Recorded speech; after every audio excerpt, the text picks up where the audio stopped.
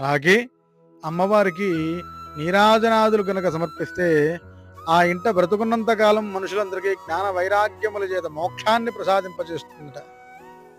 ఎవరైతే ఆర్తితో ఆ అమ్మవారిని గనక అర్చిస్తారో వారు అడగకుండానే అన్ని కోరికలు కామ్యములు పూర్తి చేస్తుందట అమ్మవారు.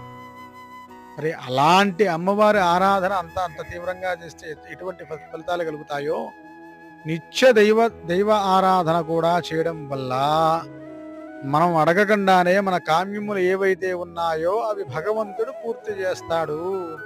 దాని ఫలితం తదనంతరం మన సంతానానికి తదనంతర మన గృహంలో ఉండే వారందరికీ కూడా ఫలితాన్ని ప్రసాదింపజేస్తాడు భగవంతుడు. కావున మన హైందవ ధర్మాన్ని కాపాడుకుందాం. మన హైందవ ధర్మంలో నిత్య దీపారాధన, నిత్య భగవత్తారాధన కనుక చేస్తూ ఉందాం.